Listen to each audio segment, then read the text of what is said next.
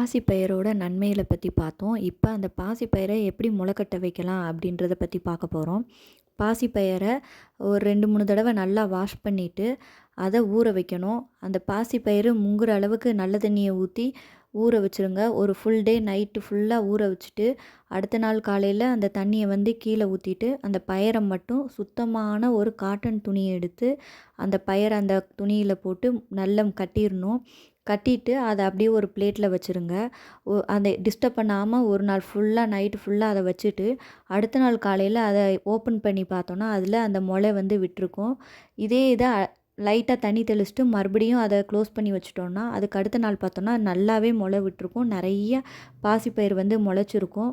அதில் ஹை லெவலில் ப்ரோட்டீன்ஸ் இருக்குது. ஸோ இந்த மெத்தடை கண்டிப்பாக ட்ரை பண்ணி பாருங்கள். இதை மெயினாக டயட் கண்ட்ரோலில் இருக்காங்கல்ல, ஃபுட் டயட் எடுத்துகிட்டு இருக்காங்களா அவங்க இந்த பாசிப்பயிரை அதிகமாக சாப்பிடும்போது வயிறு சீக்கிரமாக ஃபுல்லாயிரும். ஸோ அந்த பசி எடுக்கிறது குறையும். ஸோ அதிகமாக எந்த ஒரு ஃபுட்டுமே நம்ம எடுத்துக்க வேண்டிய அவசியம் வராது. அதனால் மோஸ்ட்லி இந்த டயட் கண்ட்ரோலில் இருக்கவங்க இந்த முளைக்கட்டின பாசிப்பயிரை எடுத்துக்குவாங்க. அப்புறம் உடல் எடை குறைக்கிறதுக்கு இந்த பாசிப்பயிறு ரொம்பவும் அதிகமாக யூஸ் பண்ணுறாங்க. குழந்தைகளுக்கு மெயினாக இது எதுக்கு கொடுப்பாங்கன்னா மலச்சிக்கலை சரி பண்ணுறதுக்காக கொடுக்குறாங்க. இந்த மாதிரி நிறைய பெனிஃபிட்ஸ்லாம் இந்த முளைக்கட்டின பாசிப்பயிரில் இருக்குது. எல்லோரும் ட்ரை பண்ணி பாருங்கள். ரொம்ப ஈஸியான மெத்தட் தான் இதை முளைக்கட்ட வைக்கிறது.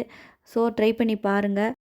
இந்த பதிவு உங்களுக்கு பிடிச்சிருந்துச்சுன்னா உங்கள் ஃப்ரெண்ட்ஸ்க்கெலாம் ஷேர் பண்ணுங்கள், கமெண்ட்ஸ் பண்ணுங்கள், லைக் பண்ணுங்கள், சப்ஸ்கிரைப் பண்ணுங்கள். தேங்க்யூ.